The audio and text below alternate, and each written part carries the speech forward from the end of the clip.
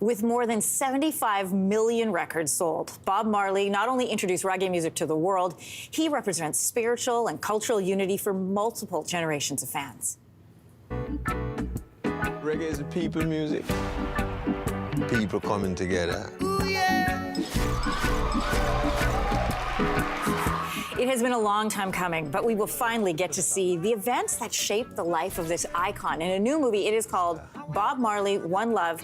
Director Reinaldo Marcus Green is in studio. You're smiling, you're loving the music, you're loving seeing the movie on film. Welcome to your morning. Thank you. Thank you for having. Listen, Bob was so loved and so respected by the world, but it is in Jamaica and by the people of Jamaica who are going to be watching this film to make sure you get it right. They will let you know.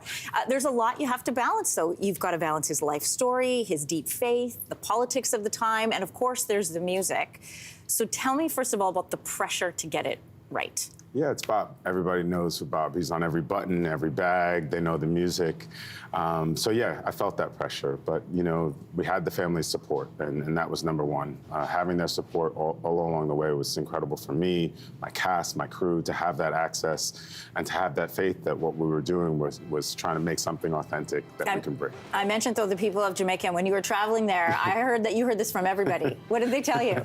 Don't mess it up. You know, don't mess it up. You know, that's Bob. You know, that's their national hero. So, but our grip trucks are, you know, everybody in Jamaica did not want us to fail. They were there to lift us up with their spirit. So it was incredible to have this support. Tell me about casting Bob. There's a lot of pressure. I know the family was involved. How did that go in terms of who to select to play Bob Marley? Oh, it took us over a year. We were in the 11th hour. Didn't think it was going to happen. 11th hour. Oh yeah, it was coming to the end of our search, and then lo and behold, we found. I see this tape, and it's Kingsley Benadir, and he just had the it factor. He had the essence of Bob. There was something about his face, the way his intelligence. He just had that. He had his presence, and he pulled us in.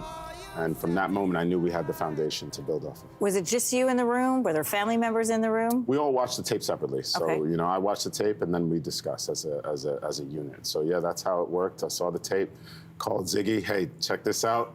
What do you think? And then from there, you know, we found our guy. It's exciting. You know, one of my favorite scenes is watching Bob, the song of Exodus, come together. It really is one of my favorite scenes. Is this a true story? Is this an inspired story? Is that how Bob and the Wailers wrote Exodus? Were they listening to the soundtrack of Exodus?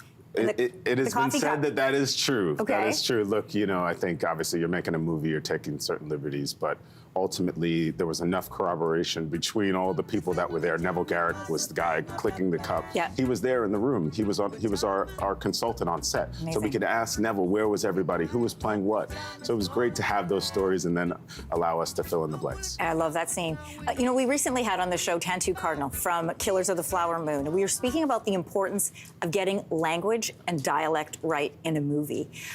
Tell me about the process of making sure, like, the Jamaican patois was right, that Bob sounded authentic. Yeah, I mean, language is everything, you know, in this movie. So, you know, we had to, everybody knows what Bob sounds like, so we had to make sure that we were being very accurate to what patois was. But it's not just patois, it's Bob. Bob spoke very specific. So having the family there was great because they have similar cadence, similar diction. They would say, Bob wouldn't say these words, they would say other words. So we had access, and we can really try to dig in and get it right. Because there's that fine line between character and caricature. Yes. Yes, and for sure, if you try to mimic Bob, I think that's where you get into trouble. We always tried to capture the essence of Bob. What was Bob thinking? What was he about? What was his music about? And luckily for us, we had the music, which was the spine to our film. You said you played it in Jamaica. Everybody there loved it. I've shared my favorite scene. What is one of your favorite scenes in this movie? Oh, man, there's so many, but I love the redemption song scene. It's all about family. It's all about unity. It's all about the message. That scene just hits home. It's where Bob kind of comes to, it's a special moment in our film.